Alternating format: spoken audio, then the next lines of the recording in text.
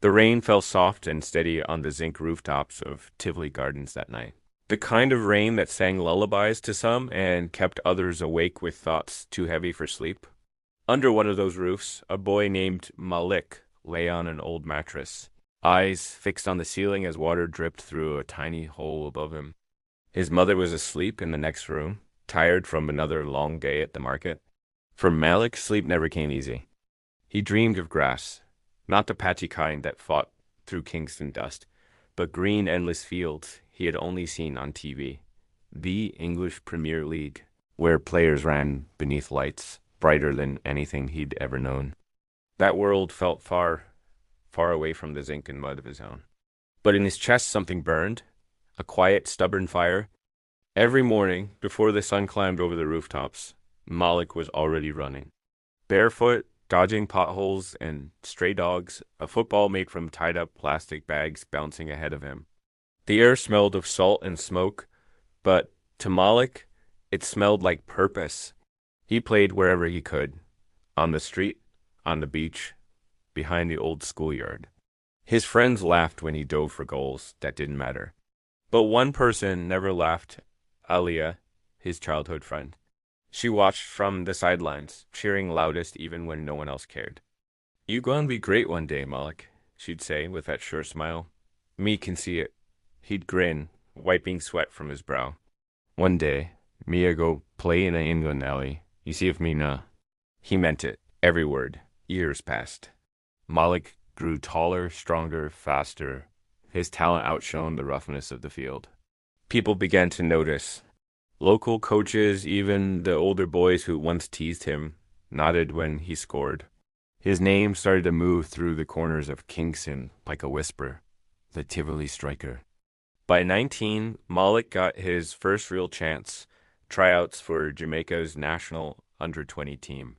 He trained until his legs trembled, every muscle screaming, but he didn't stop. He wanted that green jersey more than anything. The national stadium was nothing like the broken lots he was used to. Perfect grass, shining boots, coaches in crisp tracksuits. Malik walked in with hope blazing in his chest, but the moment he arrived, he felt the weight of eyes on him. Some of the other players smirked, uptown boys with perfect accents and fancy boots. One of them whispered, "Yeah, sure dem let anybody in now." Malik ignored them. He'd fought too hard to be here. The drill started. He ran, tackled, scored, played like a man possessed. But every time he looked toward the coach, the man's eyes were elsewhere. When tryouts ended, Malik was called aside. "Thompson," the coach said, clipboard in hand. "You've got heart, son, but you're not ready for this level. Maybe next year." Those words crushed him. It wasn't anger he felt. It was disbelief. He had given everything. That night, he sat on his bed staring at the old hole in the roof. The rain had returned, soft and steady. His mother knocked gently. "Don't give up, me boy," she said. "God have a plan for you." But it wasn't her voice that saved him. It was Aaliyah's, over the crackling phone line. "Malik, dem wrong about you," she told him. "Keep working.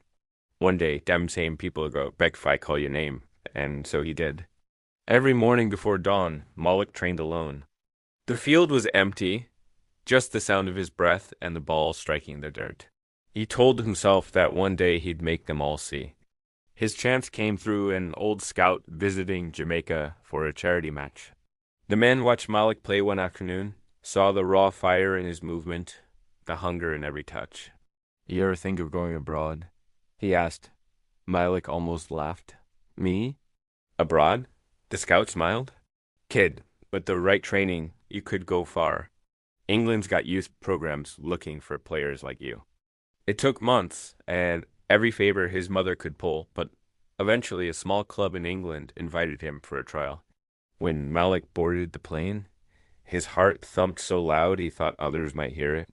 He pressed his forehead against the window as Jamaica disappeared below the clouds. England was cold. The first breath of air stung his lungs, and the first night he slept in a damp shared room with 4 other hopefuls. He had no money, no family there, just a dream. But dreams, he'd learned, could keep a man warm when the world tried to freeze him out. Training was brutal. The pitches were wet and heavy, the coaches harsh. The others laughed at his accent, mimicked his speech, called him Island Boy. Still, he trained. Still, he smiled. When a player shoved him during practice, sneering, "Go back to your palm trees," Malik didn't react.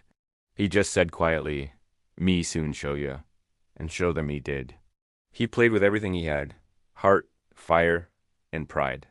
His speed, his determination, his unstoppable hunger drew attention. Coaches began to notice. One of them pulled him aside after a session. "You've got grit, Thompson. Keep this up, and I'll get you into the reserves." From there, Malik climbed, slowly, painfully, but surely. But success came with shadows. As he rose, so did resentment. A teammate named Razor, who once treated him like a joke, started whispering behind his back.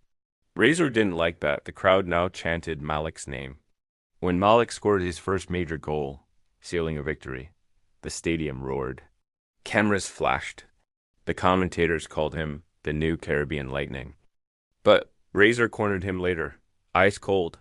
"Enjoy it, Island Boy. England love a story. Till dem done with ya."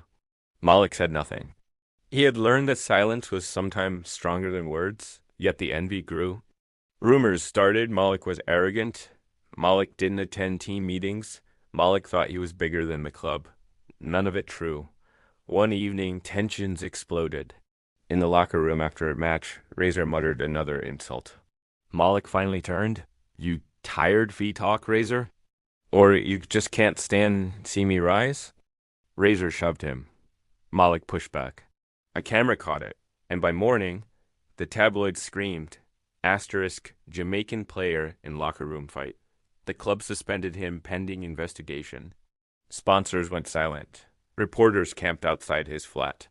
Overnight, he went from hero to headline. For weeks, Malik sat alone in that small apartment. The city outside felt colder than ever. He barely ate. He barely slept. The dream that once seemed so close now felt like smoke slipping through his fingers. Then the phone rang. "Malik," came Aaliyah's voice, soft but firm. "Remember who you be. Remember why you start. Dem Scientech weigh your dream unless you give it to dem." He sat there for a long time after that call, staring out at the rain, and then, slowly, he rose. He trained again, not for the cameras, not for the club, but for himself. Early mornings. Late nights, alone, the same way he had started. And just like before, fate noticed. A coach named Miller, who had seen Malik play years earlier, called him up. "Son, I know what they're saying. I don't care.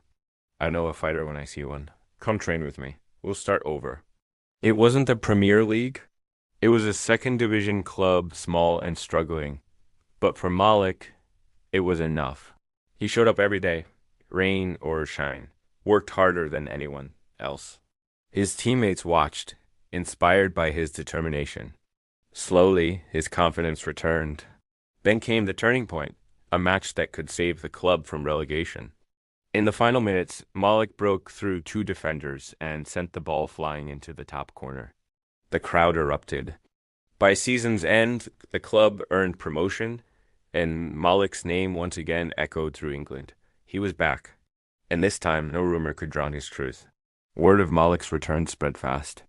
His goals, his energy, his story, they all made their way across oceans, back to Jamaica. One morning, his phone rang. The number was unfamiliar, but the voice was not. "Good afternoon, Mr. Thompson. This is the Jamaica Football Federation.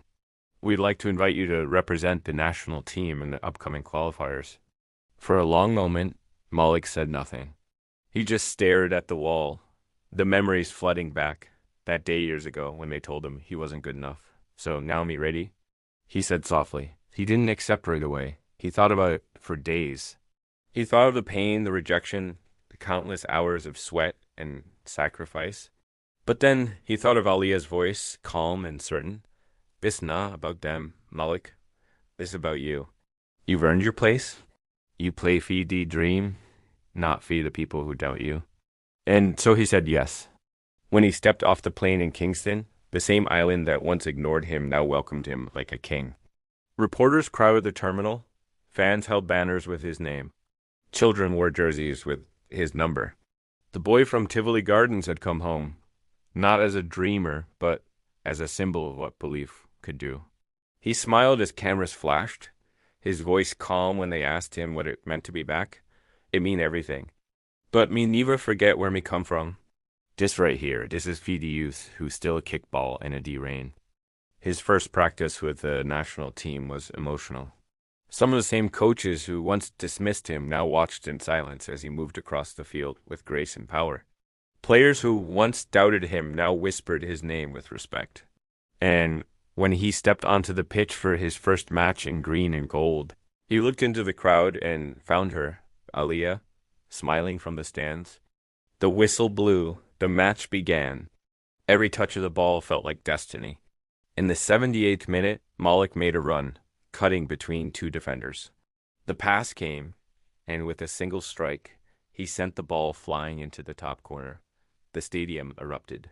His teammates lifted him high, and for the first time in his life, Malik felt like Jamaica was cheering not just for a player, but for one of their own.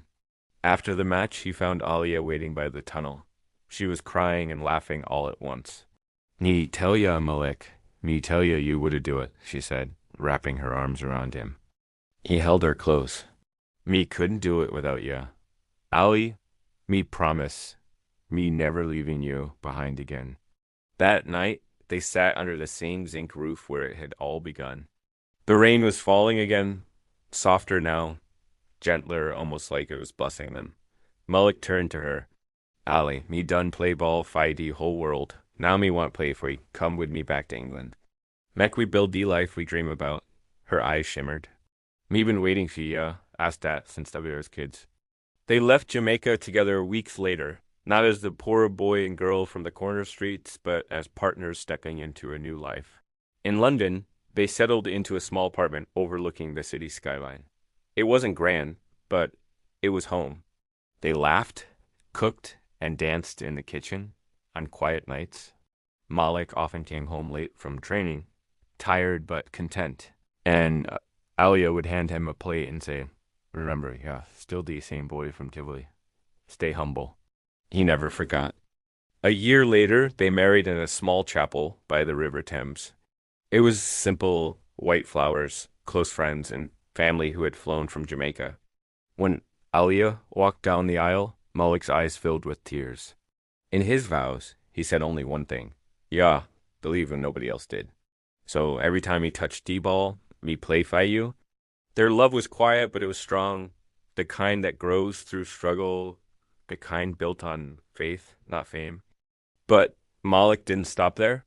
He used his success to build something bigger than himself. With the money he earned, he opened a football academy in London for underprivileged Jamaican and Caribbean youth, a place where they could train, learn, and dream. He named it the Zinc Roof Academy. When people asked why, he smiled and said, "Because that's where my dreams start, under a zinc roof." We'd rain fi company. The academy grew quickly. Kids came from all over, inspired by his story. Malik taught them not just football, but life. He told them, "You na happy born rich fi win. Yeah, just happy believe. Every no y'all get, use it fi fuel your fire." Years passed. Malik's career reached heights no one from Tivoli Gardens had ever reached before. But what made him proudest wasn't the trophies or the fame. It was seeing those young boys and girls from his academy stepping onto their own fields, chasing their own dreams. Sometimes, on quiet nights, he'd sit by the window with Aaliyah, the city lights flickering outside. She'd rest her head on his shoulder and whisper, "We really do it, Malik." And he'd smile. "Yeah, Ali, we really do it." The world remembered Malik Thompson as a footballer who fought through poverty, rejection, racism, and betrayal. But for those who truly knew him, his story wasn't just about football. It was about faith, about love, about never letting the world tell you who you are. From the streets of Tivoli Gardens to the stadiums of England, Malik's journey became a legend, not because he was the best, but because he never stopped believing he could be.